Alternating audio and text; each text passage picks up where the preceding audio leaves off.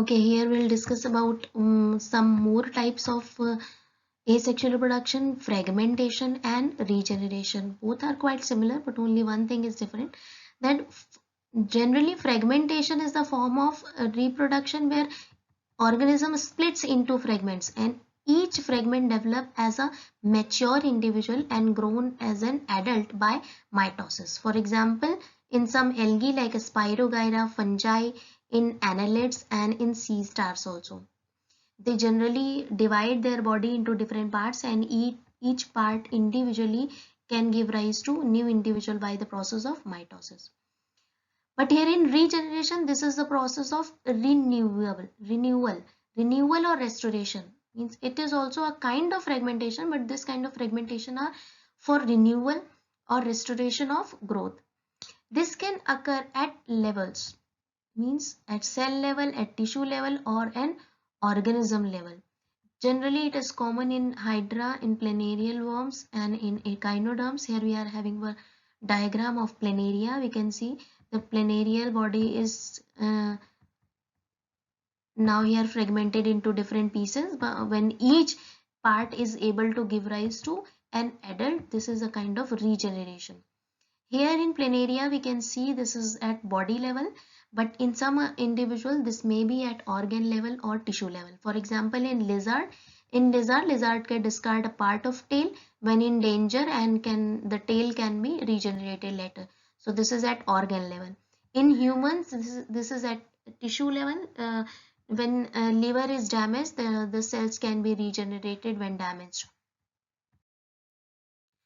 Now here we are having some specialized structure that we need to discuss under unfavorable conditions in lower individuals and also in higher plants. These specialized structures are, for example, zoospores. We have heard about spores. The difference between spores and zoospores is that zoospores are motile in nature. They can move here and there. For example, in Chlamydomonas is an algae that forms a cyst-like structure during unfavorable condition, and after multiple division, it forms zoospores. When the cyst wall is broken down, then zoospores come out and give rise to new individual. These zoospores are flagellated. Second, conidia. Conidia formation is seen in Penicillium. Here you can see this conidiophore forms these conidia in chain-like manner, and each when detached from the main body give rise to new individual in Penicillium. Now bud formation is in Hydra. We have seen that Hydra forms a bud and it gets detached and forms new body. In gemule formation is common in sponges. Here we can see this picture like a structure is present. It is covered or protected by these spicule and it has a mouth or opening also. These spores are filled inside and when these spores come out through this mouth, then they give rise to new individual. Now in higher individuals, these can be called as vegetative parts. This is the reason why this type of reproduction is also called vegetative reproduction. For example, eyes or in tuber like potato. Here in potato, these eyes are having meristematic tissues. This is the reason why each eye is able to give rise to new seedling. Second, rhizome for example in ginger, you can see these lines are there. These lines are nodes and each can give rise to new individual. Bulbils in agave you can see this fleshy structure. This can be used for asexual reproduction. Leaf bud like in bryophyllum, you can see leaf notches are able to give rise to new individuals. In offset that is water hyacinth, this is also known as terror of Bengal. Vernacular or Hindi name is Jalkumbi. You can see these individuals are reproductively very active. They can easily reproduce through these offsets. Runner, gladiolus, sucker, example tomato. These are the modifications of stem and they can form new roots from any part and from actually the nodes and they can give rise to a new individual. Onion bulb, you've seen in onion and garlic, some fleshy leafy structures are there. They can give rise to a new individual. As we were discussing about water hyacinth, that this is called terror of Bengal. It is the most invasive breed and it is a weed, that means an unwanted plant.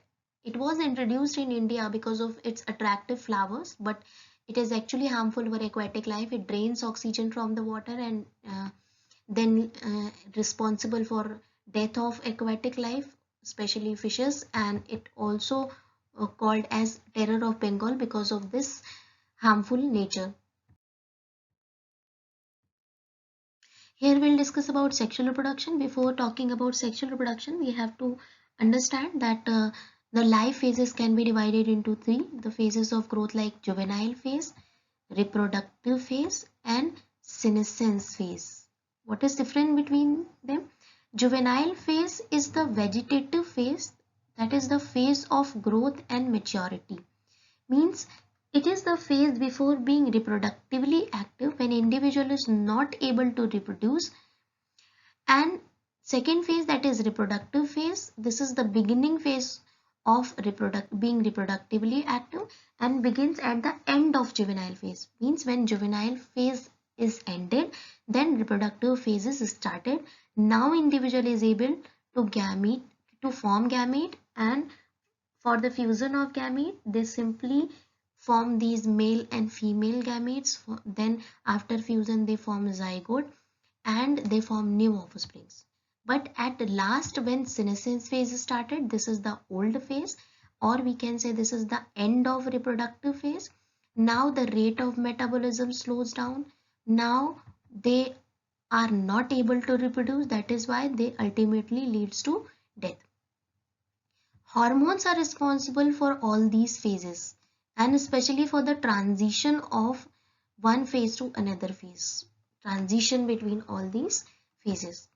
Different kinds of hormone, like for growth hormones are released in juvenile phase. Growth hormone plays a very important role. For reproductive phase, reproductive hormones are very important.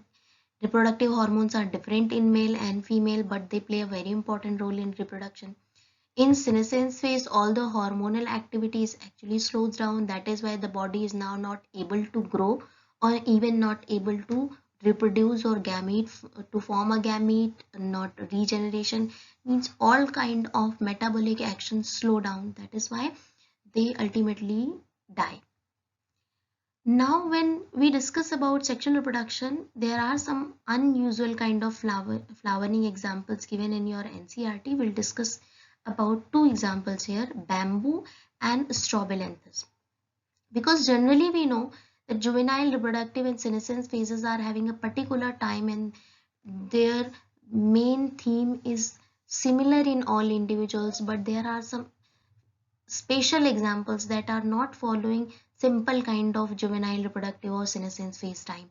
For example, in bamboo, they flower only once in their lifetime, generally after 50 to 100 years. So this is very special example. They once in a lifetime flower and they produce a large number of fruits, then die. For example, in Strobilanthes kudiana, that is also called Neelkuranji, they flower only once in 12 years. So these are the special examples that we have to discuss. Here we'll discuss about reproductive nature of higher individuals like mammals. Mammals follow two kind of reproductive cycle, for example, oestrus cycle and menstrual cycle. Non-primate individuals follow oestrus cycle. These are also called seasonal breeders. For example, rats, sheep, dog, cow, tigers, etc. They follow the cyclic changes according to season, but in menstrual cycle individuals that are followed by primates like monkeys, apes and humans, they are not seasonal breeder, they are continuous breeder because they can breed throughout the year. So these can be divided into two categories like continuous breeders and seasonal breeders. Continuous breeders like the mammals who are reproductively active throughout the year. For example, who follow menstrual cycle like primates. Seasonal breeders that can reproduce only in their favorable conditions or favorable seasons. For example, non-primates. Now we'll discuss about events in sexual reproduction. Basically, this can be divided into three parts: pre-fertilization events, fertilization and post-fertilization events. In pre-fertilization events, two main events are there, that are gametogenesis and gamete transfer. Pre-fertilization, that means before fertilization. So first they form gamete and then they transfer gamete and then reproduction or fertilization started. Now in gametogenesis, where as we started our discussion about pre-fertilization, the gametogenesis means the process of gamete formation, both male and female gamete formation. These gametes are haploid. Why? Because they have to form diploid individual. So n number of chromosomes come from male parent, n number of chromosomes come from female parent. That is why they both have to be haploid. That is why they after fusion form a diploid individual. When both of the gametes are similar, then they are called isogametes or homogametes. Means they are similar in appearance. They are externally similar, not internally. They are externally similar. For example, in A diagram you can see here, in Chlamydomonas, both of the gametes are similar. You cannot differentiate them from outside whether they are male or female. In second category, they can be called heterogametes when they are not similar on, and isogametes when they are morphologically different. Generally they are genetically different, that we know, but morphologically they are different or not different, that decides that whether they are homogametes or heterogametes. In heterogametes, male gametes are called antherozoids or sperm and female gametes are called egg or ovum. For example, here we can see in Fucus algae, the female gamete, that egg, is quite large and the male gamete antherozoid is very small. In humans also we can see the egg is large and the sperms are motile and having tail-like structure, so they are anisogametes. Now we'll discuss about sexuality in organism. On the basis of sexuality, individuals are of different types, like bisexual individuals or unisexual individuals. Bisexual individuals when both male and female reproductive structures are present on the same body, and unisexual individuals where either male in reproductive structure is present or female reproductive structure is present. On this basis, bisexual can also be called homothelic or monoecious. Several plants are homothelic or bisexual in nature. For example, cucurbits, coconuts, fungi, and some other plants also. In heterothelic means in unisexual can also be called heterothelic individuals, or one more word is used, that is called dioecious. These individuals are in unisexual condition, means only one, either male or female reproductive part is present. This condition is seen in many fungi also. In papaya and date palm it is very common. In papaya, male papaya plant is different and female papaya plant is different. Here we are having some diagrams that are showing bisexual and unisexual nature. For example, the first one is earthworm. In earthworm, the male and female genital pores are present on different segments. You can easily differentiate them, but both are present on the same body. So this shows bisexual or homothelic nature.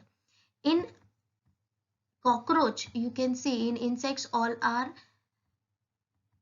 unisexual in nature. Male are having only testes and females are having only ovary, so they are unisexual in nature. In plants also you can see bisexual and unisexual. For example, in this algae, in this brown algae, both male and female Antheridium and Ogonium are present on the same body. But in Markensia, you can see two thallus are there. This is the female thallus only and this is the male thallus having only Antheridophore.